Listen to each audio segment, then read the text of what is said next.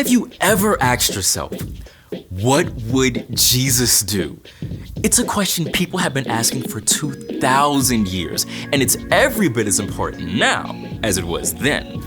So, what would Jesus do? Well, we don't have to guess. Jesus showed us and told us himself. Love God, love others.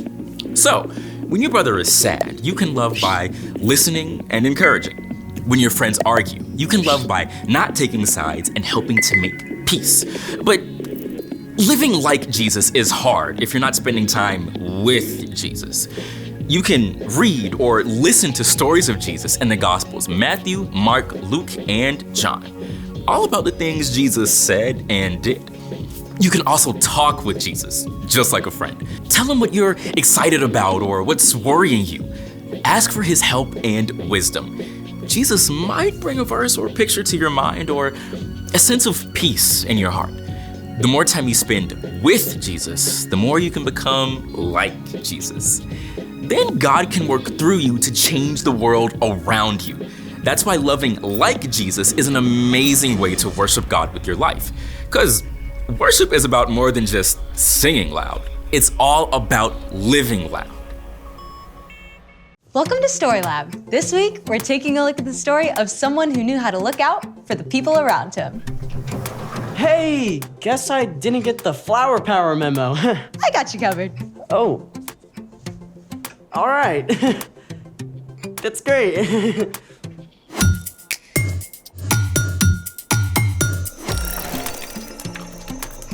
Hey, I'm Skylar. And I'm Sebastian. All summer, we're talking about what it looks like to live like Jesus. Also, we're setting up awesome activities for STEAM Camp. Science, technology, engineering, art, math. Go STEAM Campers! Rolls off the tongue. Yeah, not really. Okay, so what are we setting up today? We are gonna go flower power. On it. We can use this fine flour to power some chocolate chip cookies, a cake, or even some scones. Not that kind of flower. Okay.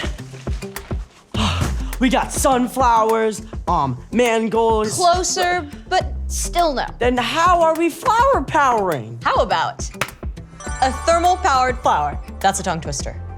Sure. Let's make it. Today, we're making a thermal powered flower. Step 1, cut out a flower and a leaf using a template like this. You can get a grown-up to help you draw the template or find one online. You wanna know what they call me? The Picasso of arts and crafts. On to step 2. Carefully fold each of your flower petals so they form a fan shape. Like this. All right, step 3. Take a plastic drinking straw and cut it down to 3 inches long. Boom. Then cut down a wooden skewer to 4 inches. Now, I think you'll wanna use these. For sure. You got it. And there it goes. Step 4, take the straw and wrap around clay or Play-Doh around the base so that it can stand upright. For step 5, you'll need one of these little guys. An eye screw. We're gonna tape the eye of the screw to the top of the straw. But don't cover the top of the straw with the tape. On to step 6. Take the little leaf that you cut out and tape it onto the eye screw. Perfect. Step 7, take a very small piece of clay and attach the flower to the flat end of the skewer. Then drop it inside of the straw. The point should hit the table. Perfect. Okay, so now we've got this. Where's the power? Right here. Step 8, get your grown-up to help light the candles and then slide them under the flower creation. Make sure when you do, you avoid putting one directly under the leaf. I'm already seeing a little bit of movement. Whoa! Look, there it goes. Let's put all the other ones. There it goes. It's like a little flower merry-go-round. As the candle flames heat up the air around them, the warm air rises. This creates a gentle breeze that catches the petals and causes the flower to spin. You are the wind beneath my wings. Settle down, Bet. I just love how the flames provide such a great boost for the petals. Looking out for their flower friend. Speaking of looking out for others, it's time for... The story before the story. Today, we're in the book of Luke. Luke wanted to clearly record the story of Jesus. From the very beginning, when people turned away, God had a plan to rescue us. At the perfect time, God sent Jesus, God's very own son, to live among us as a human. Jesus was born a tiny baby and grew up like an ordinary kid. He became wiser and stronger and more pleasing to God and to others. When Jesus was about 30, he was baptized by his cousin John. God's voice spoke from heaven saying, "You are my son, and I love you. I am very pleased with you." Soon after this, Jesus began traveling and teaching and healing sick people. Which is where our story starts. Take it away. Hey everyone, I'm Padma. Today we're talking about how we can look out for one another, something that we see over and over in the life of Jesus. In Luke, we read about the amazing things Jesus did and the way crowds of people started to follow him everywhere. At first, the religious leaders were simply curious about Jesus, but soon they got worried. Jesus was upsetting the way they had always done things and making surprising claims. Who can forgive sins but God alone? Jesus also spent time with people that the religious leaders avoided. Why does he eat with tax collectors and sinners?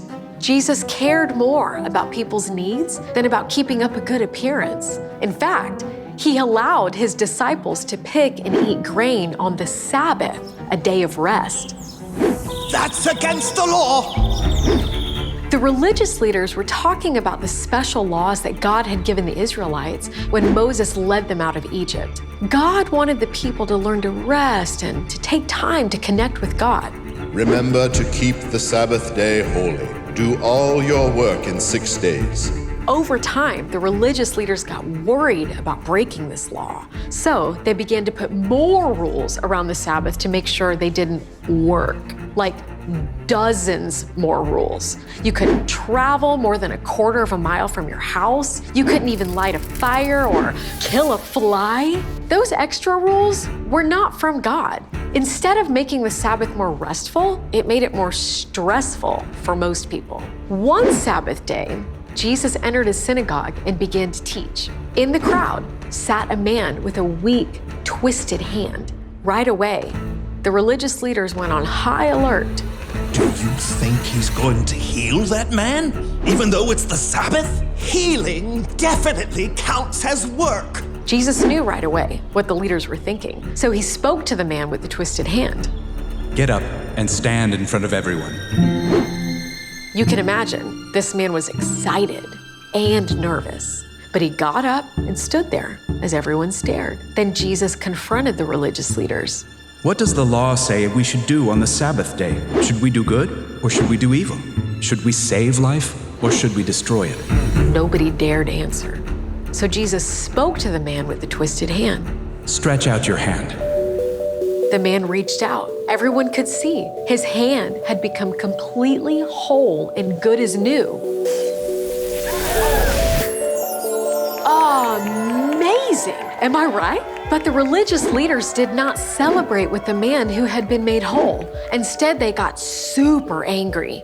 See, Jesus had not broken God's law about the Sabbath, but all those extra rules made by the religious leaders. Jesus chose to ignore those extra rules in order to care for a man who was hurting and to make him well. But the religious leaders were so wrapped up in fear and in making themselves look good that they cared more about their own rules than about helping people. And so they began plotting how to stop Jesus. Jesus never let what others thought control his actions. Instead, he demonstrated for us all what the Apostle Paul later wrote to the Philippians. None of you should look out just for your own good.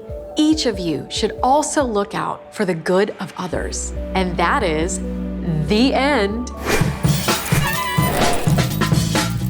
Wow, the religious leaders never really got it, did they? They really believed they were doing the right thing.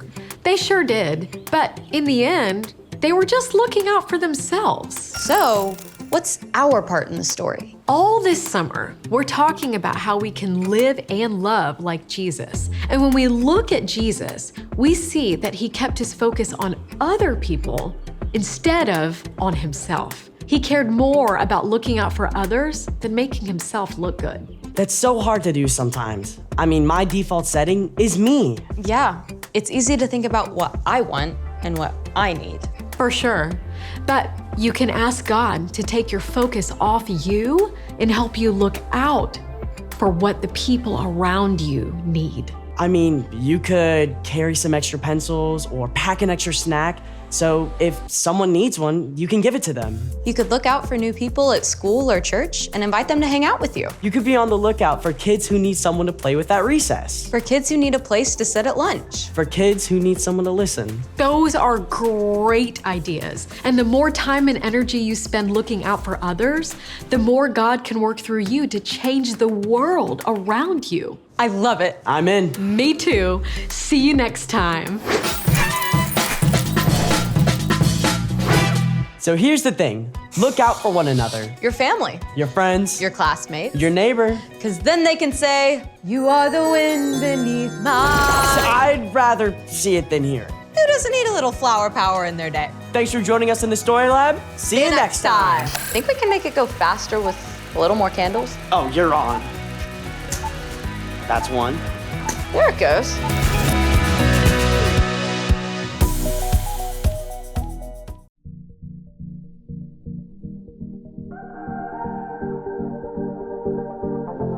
I see